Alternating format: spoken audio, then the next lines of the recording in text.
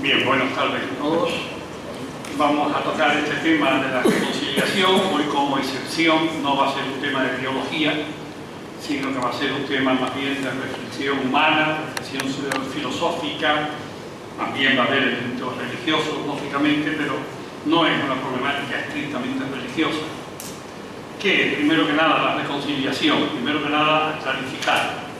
Bueno, reconciliar es poner de acuerdo a gente que está enfrentada. Reconciliar supone, primero que nada, que ha habido un enfrentamiento, que ha habido, de alguna manera, unos daños, que eso ha generado una dinámica, que es una dinámica de rechazo del otro, y la reconciliación lo que busca es volver a unir. Si lo queremos, la reconciliación supone o presupone el disenso, y la reconciliación lo que busca es el consenso. El problema es cómo pasamos del disenso al consenso y cómo encontramos mediaciones desde las cuales podamos reconciliar a personas, a grupos humanos que están enfrentados, por las razones que sean.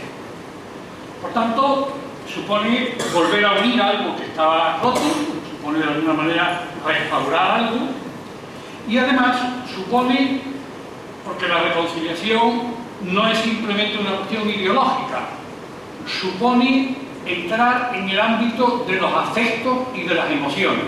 Esto es una cuestión fundamental. En nuestra cultura occidental tenemos mucho la idea, recuerden ustedes la filosofía cuando estudiaron en el bachillerato, el hombre es un animal racional, se decía. Es verdad. Además, esto constituye de alguna manera parte del patrimonio de Occidente, concretamente de Europa. De alguna manera lo debemos a Grecia. Nosotros decimos que Grecia es una de las piezas fundamentales de lo que nosotros llamamos civilización occidental. Pero el hombre no es solo animal racional, es animal de deseos. Y los deseos son mucho más complicados que las razones, porque es mucho más fácil cambiar las ideologías y cambiar las ideas que cambiar los sentimientos, cambiar las acciones y cambiar las emociones. Si tenemos una divergencia entre lo que pensamos y lo que sentimos, es más fácil cambiar lo que pensamos para hacerlo que esté conforme con lo que sentimos, que en nombre de lo que pensamos cambiar lo que sentimos. En una palabra, los deseos no los controlamos. Controlamos nuestra conducta.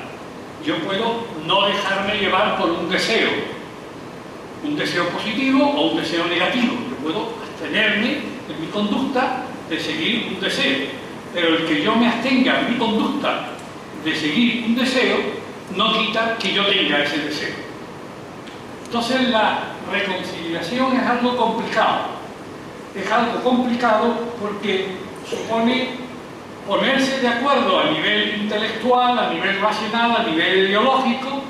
Es necesario superar la división que tenemos, es necesario superar los enfrentamientos, hay que ver las causas para ver si podemos curarlas, pero al mismo tiempo supone también de alguna manera establecer una armonía entre personas que por las circunstancias que sean se han vuelto enemigas, se han vuelto personas enfrentadas. Esto puede ocurrir en cualquier nivel.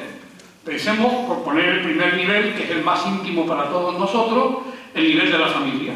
Conflicto entre los padres y los hijos, conflicto entre los hermanos, muchas veces luego por las herencias, y porque no nos ponemos de acuerdo, aunque por mucho que se haya pensado, se ha intentado evitar los conflictos.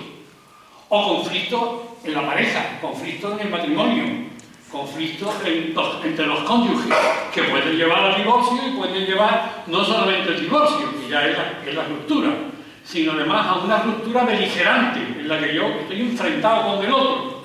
¿Por qué? Porque el otro me ha hecho daño. Claro, porque tengo que plantearme si yo no le he hecho daño al otro. Esto la reconciliación va a suponer, como veremos ahora, una dinámica de reciprocidad. Por tanto, tenemos que entrar en ver cuáles son las causas que han llevado al enfrentamiento a nivel de pensamiento, a nivel intelectual, a nivel, si lo quieren ustedes, de verdades, lo que yo creo que es la verdad, y a nivel de sentimiento, a nivel de afecto, a nivel de emociones. Por tanto, supone la reconciliación partir de una situación que es una situación de crisis entre los grupos, de crisis entre las personas, de crisis entre enemigos, por así decirlo. Supone enemigos. ¿Y de dónde vienen los enfrentamientos? ¿Cuáles son las causas de los enfrentamientos? Bueno, hay distintas causas. Los enfrentamientos los tenemos constantemente. Pensemos en el Brexit. El Brexit tiene dividida a Inglaterra. Yo estuve hace unos meses en Inglaterra, hace no mucho, hace un par de meses. Está dividida el país. Yo hablaba con uno y con otro. Están totalmente divididos. Lo mismo pasa de alguna manera en España con el problema de Cataluña. No solamente los catalanes, sino también nosotros. Los catalanes entre ellos y los catalanes con los no catalanes que el resto de los españoles.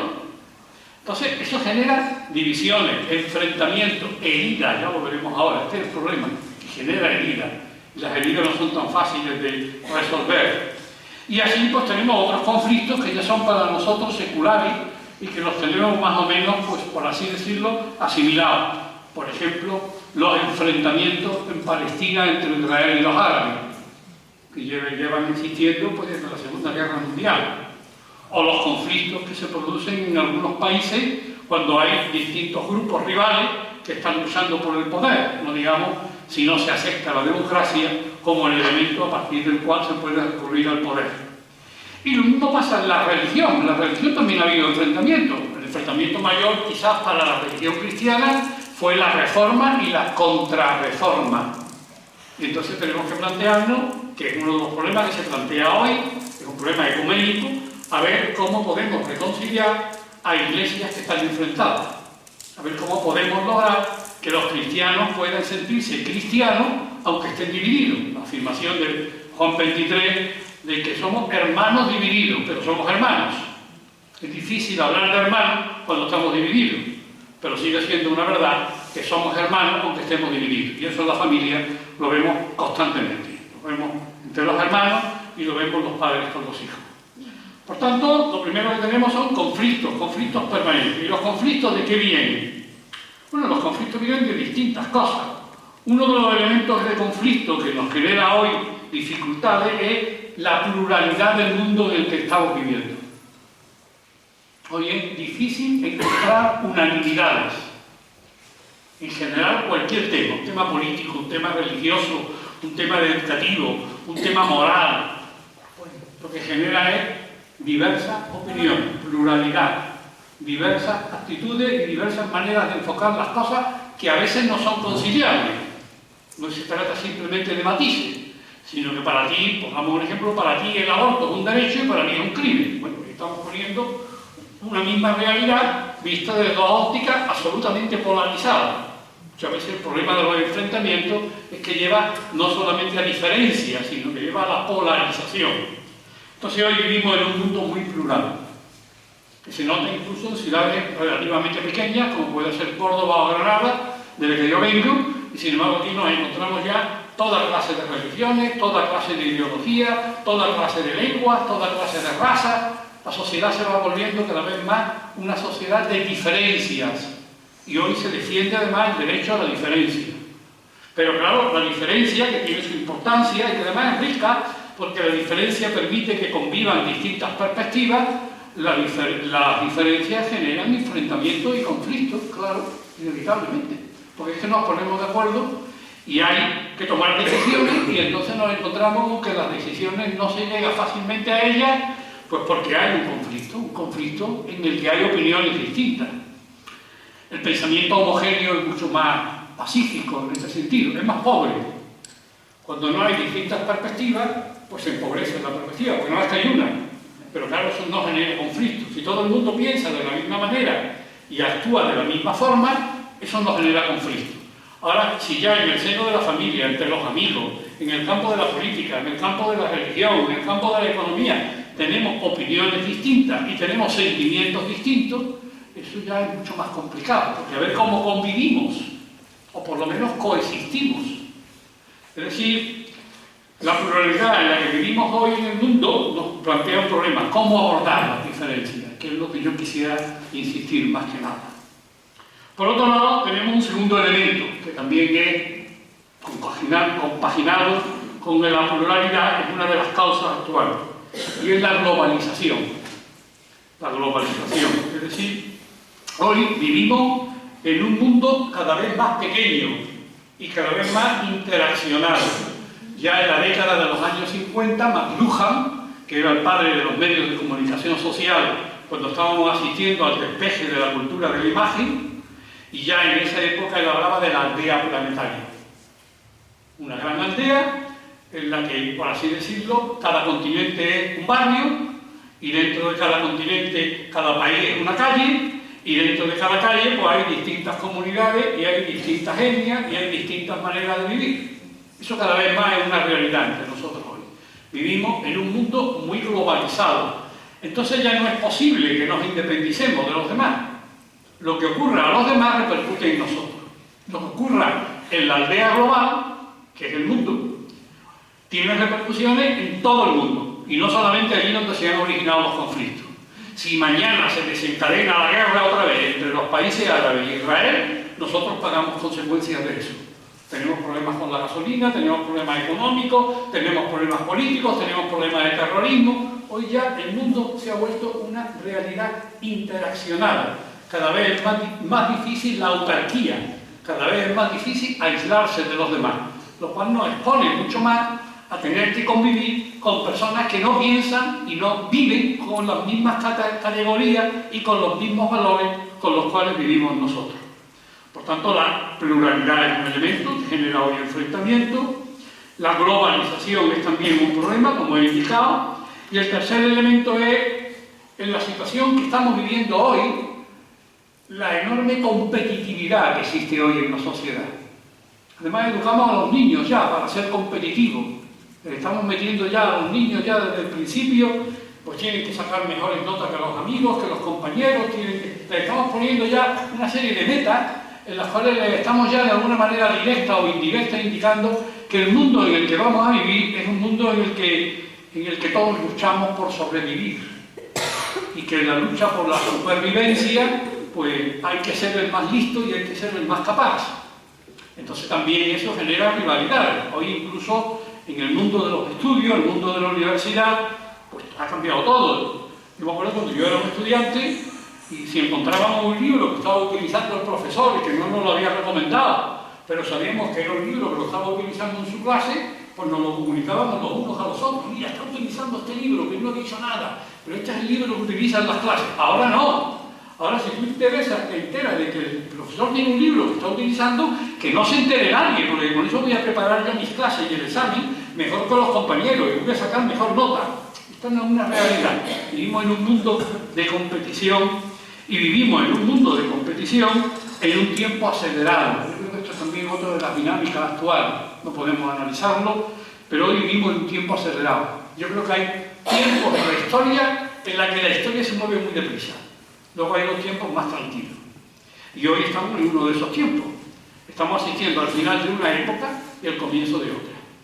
Y eso genera incertidumbre, eso genera miedo, eso genera inseguridad, eso genera problemas que tienen ustedes como padres de familia y que tenemos todos en cuanto que somos educadores, los profesores también lo tenemos, con qué valores vamos a educar a estas generaciones jóvenes que van a vivir y van a tener un rol determinante dentro de 20 años.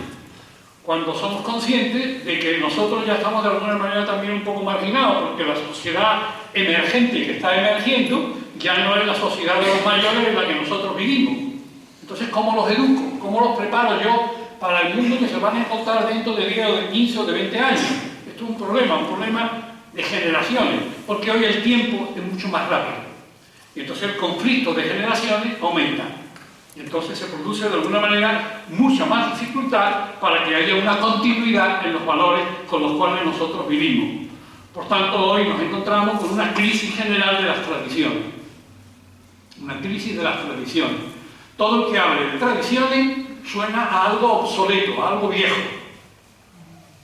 Aunque las tradiciones siguen marcando y siguen siendo determinantes de nuestra manera de vivir. Pero todo lo que sea el pasado nos aparece como algo ya que tenemos que prescindir de ello. Alguna vez le comentaba yo a mis alumnos en la universidad, a ustedes hablar de la época de Franco es como hablarles de la época de los reyes católicos, que resulta que eso es el mundo de hace 1000 años, y eso ustedes no se han dado cuenta, pero eso es lo que estamos viviendo todavía hoy en la sociedad, lo hemos vivido durante muchos años y nos ha marcado lo que somos y ha marcado lo que vivimos. Por Por tanto, la competitividad, que genera todavía más, que exacerba la interdependencia, es también una de las dinámicas fundamentales que genera los conflictos. Y luego, además, por esto acabo, porque quisiera centrarme más, como digo, en el intento de resolver la problemática de la reconciliación, además, los medios de comunicación social. Los medios de comunicación social, que son hoy universales, generan hoy fácilmente conflictos. Generan conflictos. No son medios de comunicación social que suscitan armonía y que suscitan reconciliación, sino que lo que hacen muchas veces es presentar ideologías polarizadas. Y si hay un programa en el que hay una mesa redonda o en el que están varias personas y se pelean entre ellas, eso es un éxito para la televisión y eso es un éxito para el medio de comunicación, porque el que haya escándalo, el que haya conflicto, el que se insulte, incluso el que se pegue, eso es lo que llama la atención y eso es lo que hace que aumente la audiencia. Y como además el público está ansioso de esos conflictos y ansioso de esa dinámica, pues seguimos asistiendo, viendo cómo se pelean los unos con los otros, y si podemos echamos también nuestra mijita de arena para que se peleen más de lo que ya estamos. Esto es así, los medios de comunicación hoy son medios que generan también una situación de conflictividad social, que además hoy cristaliza en algo que antes no existía de la misma manera que ahora, siempre ha existido, pero no de la misma manera que ahora, que es lo que llamamos la posverdad, las falsas noticias. Es decir, una noticia es válida si tiene éxito. Da igual lo que sea. Tú puedes decir la barbaridad más clara, pero como esa barbaridad se vaya imponiendo y la gente se la vaya transmitiendo de uno al otro, entonces eso es lo que importa. Lo que importa es no lo que sea verdadero, sino lo que tiene éxito. Y si para tener éxito hay que decir cosas que son falsas, las decimos. No digamos cuando además hay campañas políticas como ahora.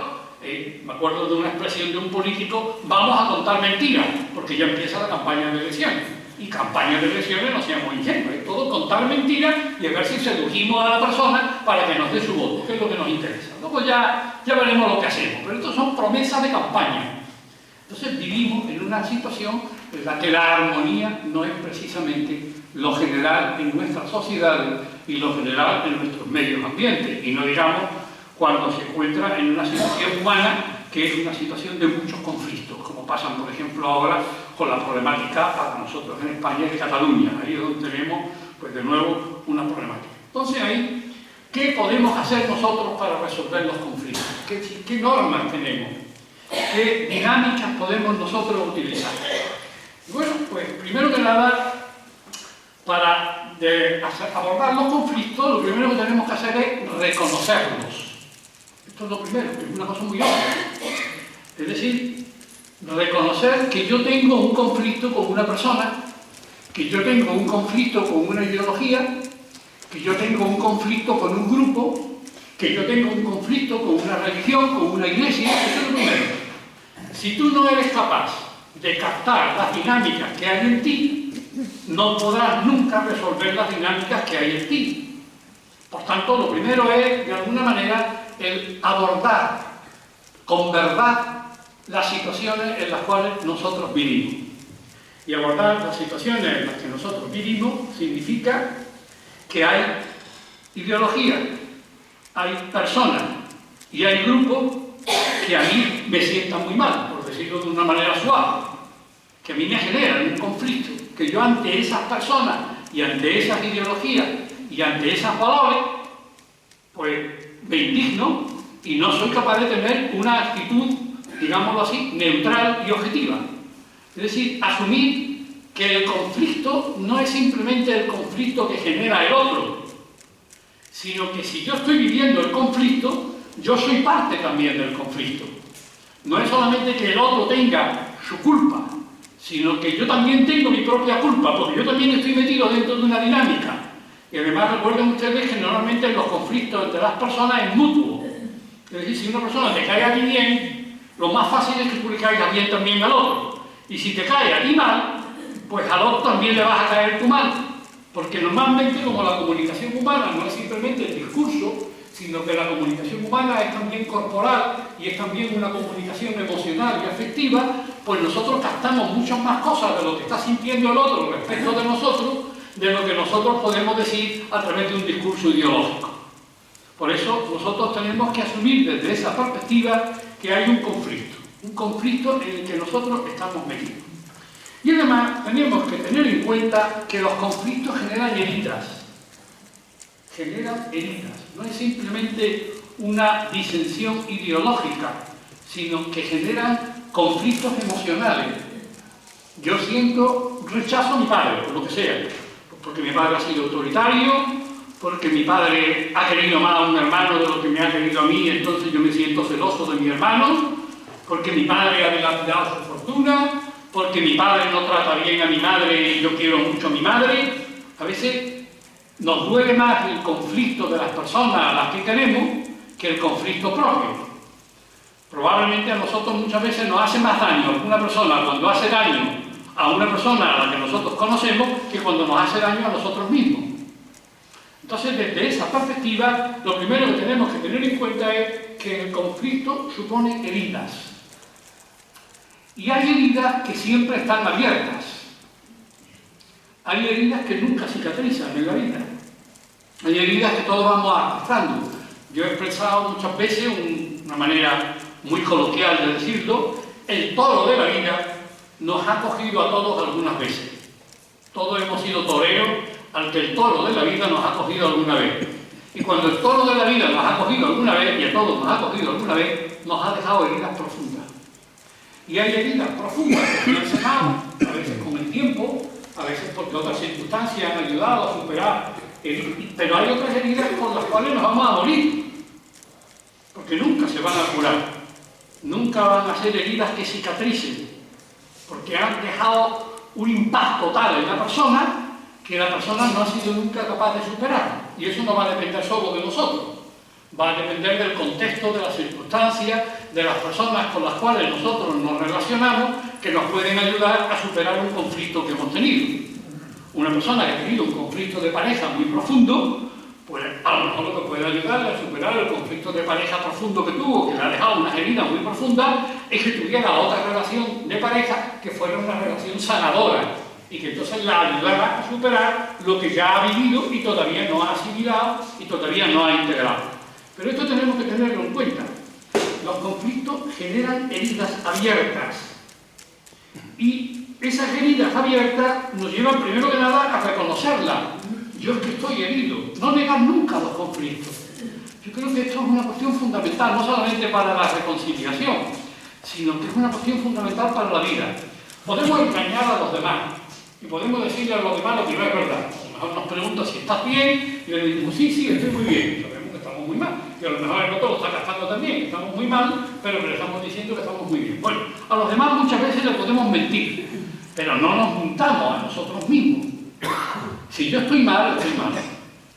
Si yo tengo una enorme animadversión con una persona, con una ideología, con un grupo, pues yo tengo una enorme animadversión. Decirlo a nosotros mismos. Incluso en el campo religioso, yo lo digo muchas veces, en el campo religioso muchas veces la oración es pelearse con Dios y decirle a Dios todo lo que nosotros nos quejamos de Dios y todas las experiencias de Dios que nosotros hemos tenido, en las cuales la única oración que hay es el quejido, porque eso también es parte de nuestra propia experiencia. La honradez con lo real, esto lo repetía mucho Yacuría, el jesuita que murió asesinado por el ejército del Salvador en la Universidad Centroamericana del Salvador. La honradez con lo real, honradez con nosotros mismos, honradez con los demás, por lo menos cuando sea posible, honradez con Dios. Vivir en la realidad de lo que estamos viviendo. Por tanto, no negar los conflictos. Y por tanto, desde ahí algo que nos cuesta mucho trabajo y que está hoy además en el centro de las discusiones. Reconciliarse supone un elemento de perdón. Es decir, para reconciliarme con el otro, con el que yo me he enfrentado, con el que yo he tenido conflictos, con el que yo a lo mejor tengo deudas no solo económicas, sino deudas humanas, y con el que yo tengo herida, supone el perdón. Pero atención, y esta es una de las cuestiones que a veces es más discutida. Perdonar no es olvidar. Perdonar no es olvidar. Yo estoy totalmente en contra del olvido. Nietzsche lo recomendaba. Nietzsche, como buscaba el superhombre, decía: lo que no puedas redimir hoy, olvídalo. Porque primero es que hay cosas que aunque queramos no podemos olvidarlas. Hay cosas que no podemos olvidarlas. Pero es que además olvidar no es bueno. olvidar no es bueno, porque el pasado es parte del bagaje con el cual nosotros tenemos que afrontar la vida. Y el que no reconoce su historia y no tiene memoria de su pasado, se está exponiendo a caer en las mismas heridas y en los mismos tropiezos y en los mismos fracasos en los que ya ha caído en el pasado. Si algo nos distingue a los mayores, a los que ya somos viejos, el otro día leí una cosa de Séneca, el cordobés, que era muy jugosa de Séneca, ya hace 2000 años de esto, más de 2000 años. Y Séneca decía: todos luchamos para llegar a ser viejos. Y cuando llegamos a ser viejos, no nos gusta reconocerlo. Todos luchamos para ser viejos, pero a nadie nos gusta llegar a ser viejos y decir que sí, que somos viejos. Bueno, pues ¿qué es la virtud que tenemos los viejos? La experiencia acumulada, lo que hemos aprendido del libro de la vida, lo que hemos ido aprendiendo del pasado, y el pasado, por tanto, no puede ser algo que nos aplaste. Tenemos que luchar, de nuevo, contra heridas abiertas que siguen interviniendo en nuestra vida y que siguen de alguna manera determinando nuestra conducta. Pero el pasado sigue siendo para nosotros la plataforma de nuestra identidad. Yo soy lo que he sido, y desde lo que yo he sido abordo el presente y abordo el futuro. Y por tanto yo tengo que recordar mi pasado y tengo que reconocer lo que me ha ocurrido y tengo que intentar evitar que no me ocurran cosas que han sido desastrosas en el pasado. Por eso perdonar no es olvidar. Además, desde el punto de vista del cristianismo está claro, porque si el cristianismo es algo, es memoria de Jesucristo, y la memoria de Jesucristo lleva a recordar todos los años la pasión. A veces se dice: ¿no queréis ser antisemitas? Olvidaros de la pasión. Y de la pasión no podemos olvidar. Otra cosa es que no podemos ser antisemitas, primero porque a Jesús no lo mataron solo los judíos, sino lo mató también el Imperio Romano. Y nosotros todos éramos parte del Imperio Romano en aquella época. Los españoles también. Y segundo, porque nosotros desde esa perspectiva, aquí estaría el problema de la reconciliación cuando es una causa del pasado, pero en cualquier caso tenemos que reconocer que la problemática del antisemitismo no es solamente la causa de lo que pasó antes, sino que el antisemitismo se ha ido amontonando a lo largo de los siglos y se ha ido generando como una dinámica que ha ido aplastando a muchísima gente. Entonces, perdonar no es olvidar. Perdonar no es olvidar.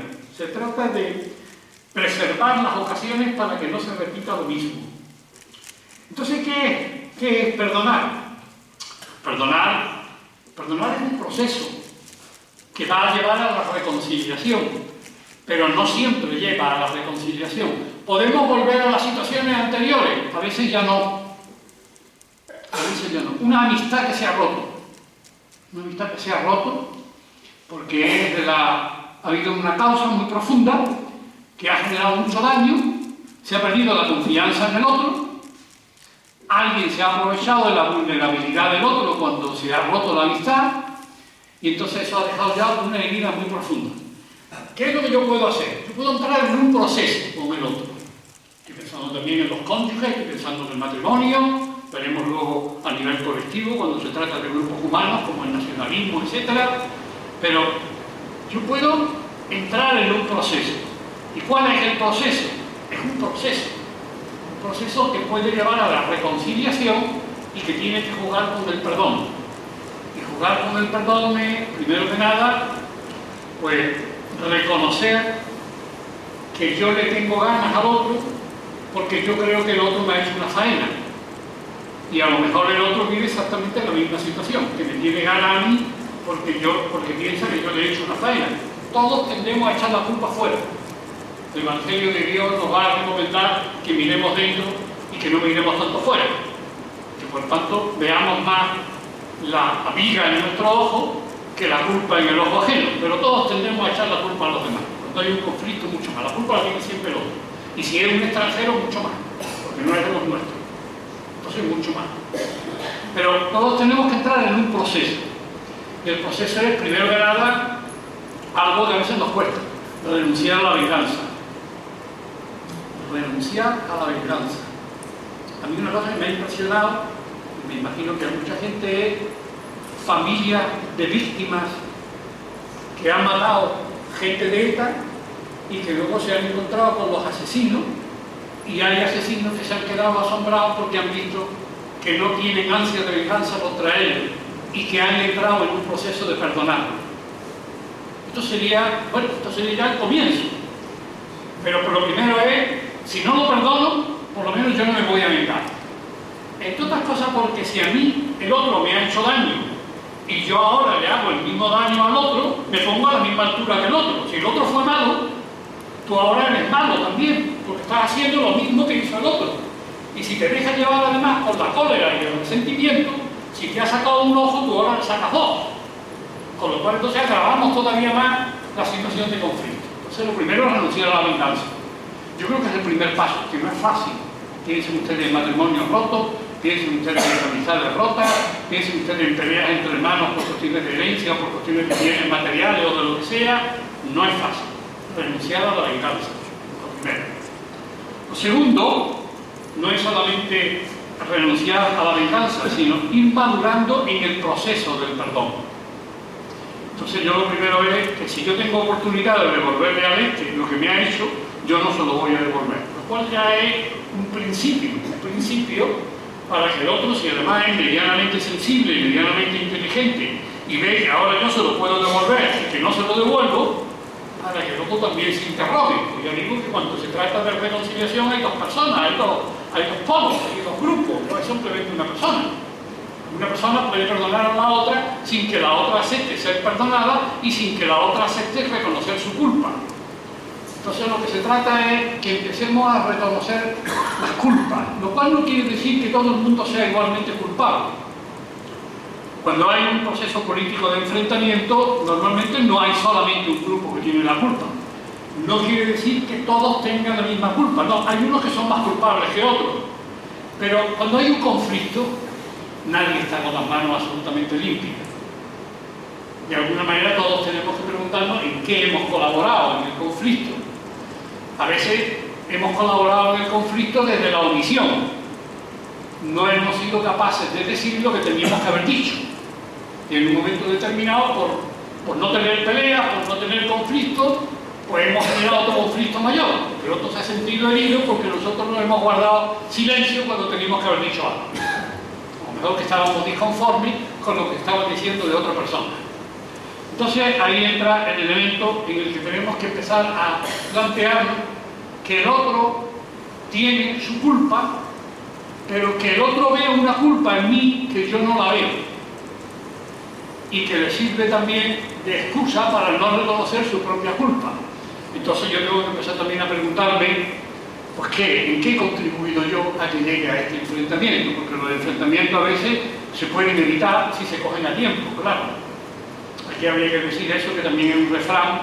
Yo digo siempre que el refranero español es la filosofía del pueblo y es el buen amigo te hará llorar, porque el buen amigo es el que te dice lo que tú debes de oír, no lo que a ti te gustaría oír. Con lo cual está poniendo a prueba la amistad y con lo cual está poniendo a prueba la relación. Pero es que hay veces que hay que poner a prueba la relación y hay que poner a prueba la amistad. Las relaciones humanas son así de complejas. No es simplemente oír lo que a uno le gusta. Entonces, a partir de ahí va entrando en una maduración el proceso del perdón, de reconociendo culpas propias y ajenas y empezar a darse cuenta de que el rencor, las heridas, genera resentimiento, genera rencor. El rencor es memoria sin perdón y que el resentimiento nos aprisiona. Como me mantenga siempre con el resentimiento a mi padre, con el resentimiento a mi mujer, con el resentimiento a mi amigo, con el resentimiento al otro, entonces estoy siempre aprisionado. Nunca va a haber posibilidad de rencor. Tengo que despojarme del rencor. Y esto es un proceso, esto no es tan fácil. Para los que somos cristianos y para los que alguna vez rezamos, yo digo que una de las cosas buenas es empezar a pedirle a Dios por el enemigo. Ese que nos ha hecho daño, yo te pido por él. Yo te pido que le vayan bien las cosas. Yo te pido que vayas quitando el rencor. Porque entonces estamos en una dinámica de generar algo nuevo que no es quedarse en lo estático del conflicto que estamos viviendo. Entonces, a partir de ahí, desde el mal sufrido y desde la herida abierta, tenemos que ir empezando a descubrir que el otro también es como nosotros. Y que el otro también es una víctima y no solamente es un agresor. Y que el otro que nos ha hecho daño sin que eso justifique el que nos haya hecho daño, también a lo mejor está condicionado porque a él le han hecho mucho daño. Entonces hay que ponerse un poco en la piel del otro, porque ya estamos intentando abrirnos a la alteridad del otro, al otro que es diferente, pero estamos intentando ampliar nuestro campo, estamos intentando salir de nosotros para abrirnos al diferente, para abrirnos a la alteridad del otro. Entonces es cuando se va empezando a producir un proceso en el que nos vamos reconociendo todos, aunque siempre de manera diferente. No digo nunca que cuando hay un conflicto los dos tengan la culpa a partes iguales, no. Hay algunos que son más culpables que los otros. Y por tanto, el ofendido necesita más generosidad respecto del ofensor, porque el ofensor es más culpable que el ofendido, aunque el ofendido no siempre haya acertado. Y esto no pensemos que hay una equidad, en las relaciones humanas nunca lo hay. Pero a partir de la conciencia de debilidad que todos tenemos, y la conciencia que todos tenemos de que alguna vez hemos metido la pata y de que alguna vez hemos hecho daño, y a veces hemos hecho daño de una manera consciente. Otras veces hemos hecho daño sin pretenderlo. Recordemos la afirmación de Pablo, de San Pablo: hago el mal que no quiero y no hago el bien que quiero. Eso creo que lo podemos decir todo, al pie de la letra. Y si lo reflejamos en etapas de nuestra vida, y en relaciones de nuestra vida, y en planteamientos de nuestra vida, eso sale enseguida.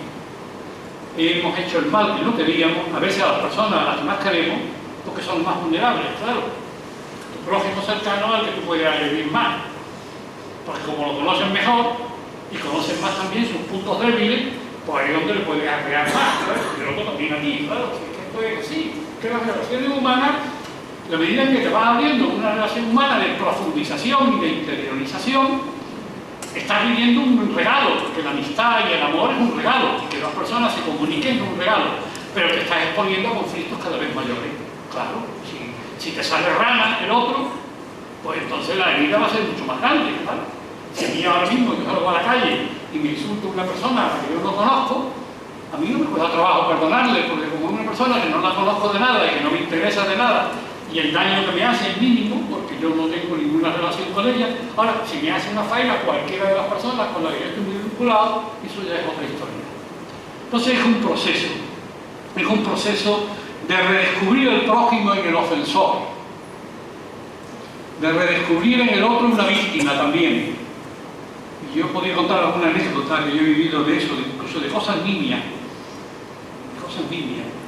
Entonces se trata de no quedarnos simplemente objetivando el mal que se ha sufrido y que se ha dado, sino entrar en un proceso de encuentro con el otro.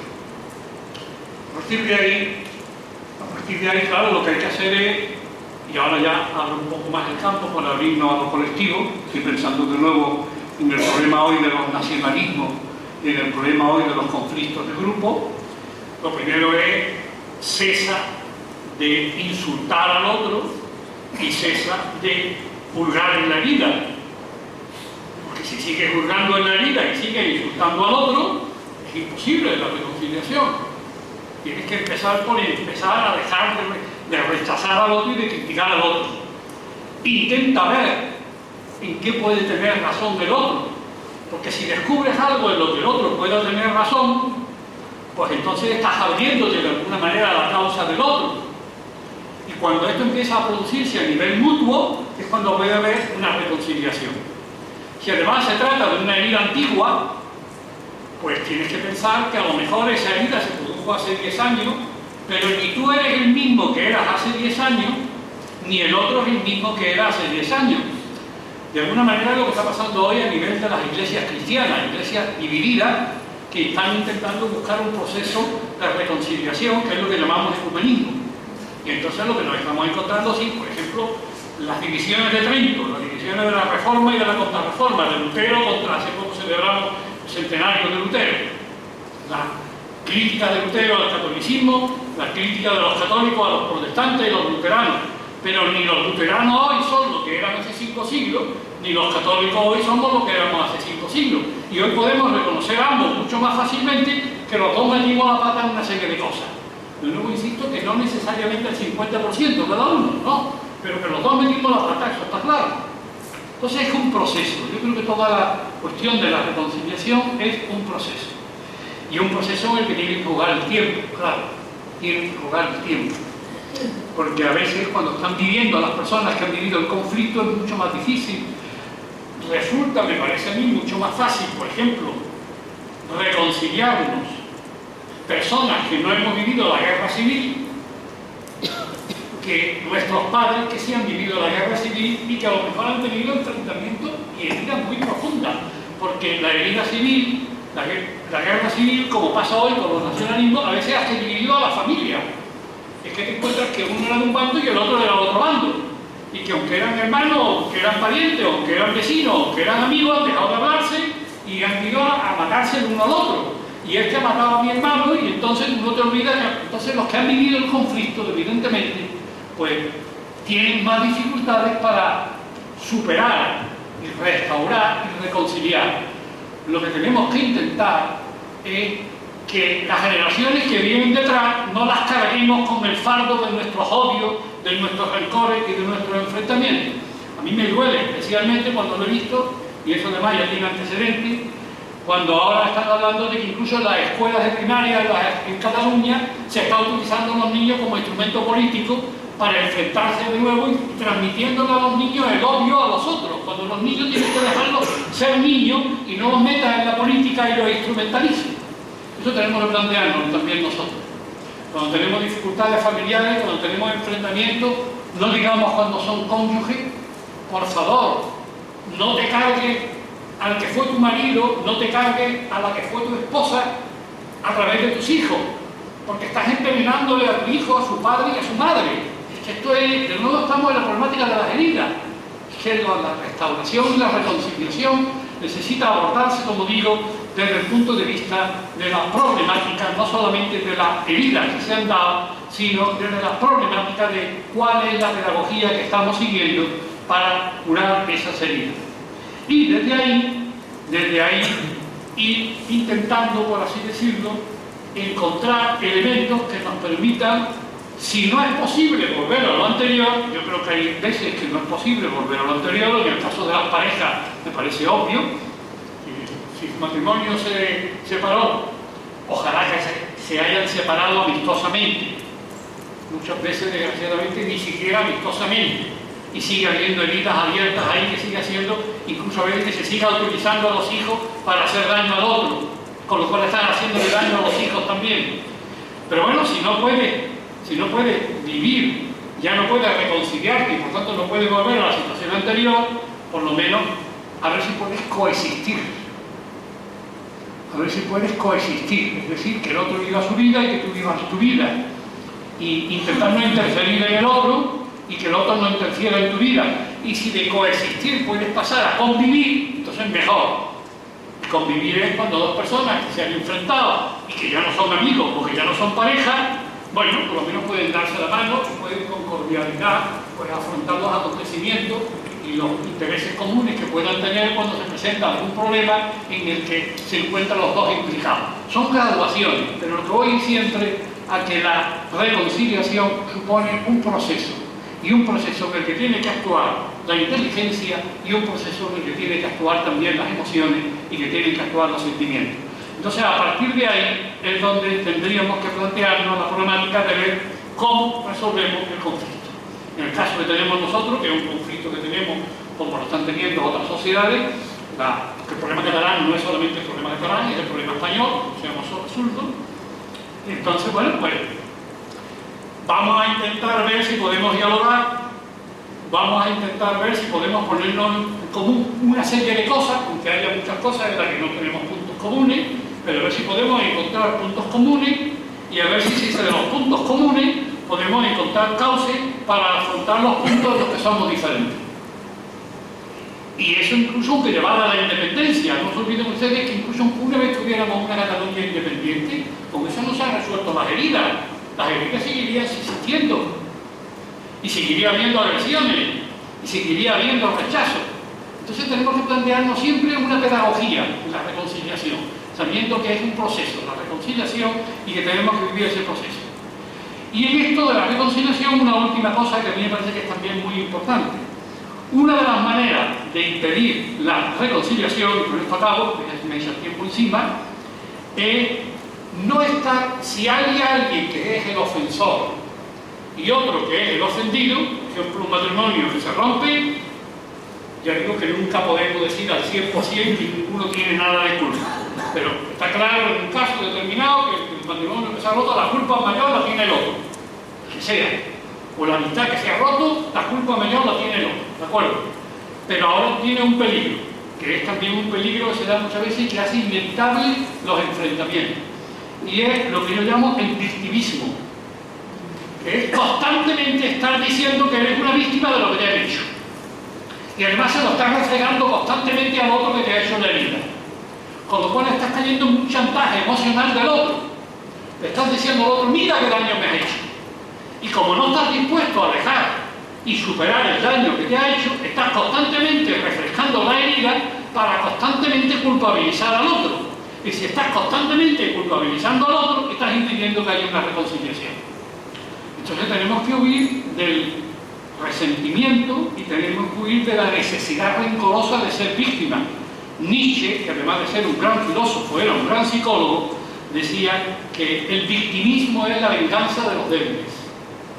El débil que no es capaz de enfrentarse con el fuerte, pues por lo menos lo que hace es culpabilizarlo constantemente para que él se sienta mal consigo mismo, porque tú no permites que el otro pueda superar que una vez te hizo daño, porque tú se lo estás recordando constantemente y a partir de ahí lo estás chantajeando emocional e ideológicamente. Entonces, estas son dinámicas a través de las cuales tenemos que plantearnos la reconciliación y el perdón, sabiendo que la reconciliación y el perdón no son nunca químicamente puros, que por tanto siempre suponen un proceso, que en el proceso evidentemente el tiempo puede ayudar, pero el tiempo no basta. Si una cosa se cura simplemente por el paso del tiempo, entonces es que no ha dejado mucha huella, no ha habido muchas heridas, no ha habido mucha hondura. Si el paso del tiempo va haciendo que se pierdan ya referencias que en un momento determinado pudieran estar exacerbadas, pero que ahora ya no lo están, bueno, pues el tiempo ha hecho ahí de sanador. Pero no, el problema no es eso, el problema es que las heridas muchas veces no se curan simplemente con el tiempo, sino que para curar las heridas, para curar los resentimientos y para curar los enfrentamientos, hace falta una predisposición de las personas y una predisposición de los grupos. Y ahí es donde tendríamos nosotros, cuando se trata de la política, tendríamos que evaluar también a los partidos políticos y tendríamos a partir de ahí que plantear si realmente los partidos políticos están exacerbando el conflicto porque les puede dar voto o están intentando tender puentes por lo menos para que los conflictos no vayan a más. Y en función de eso también tendríamos nosotros que determinar nuestras propias opciones políticas. Pero como yo hablando ya casi una hora, pues vamos a dejar ahora espacio para que puedan ustedes hacer una pregunta o algún comentario.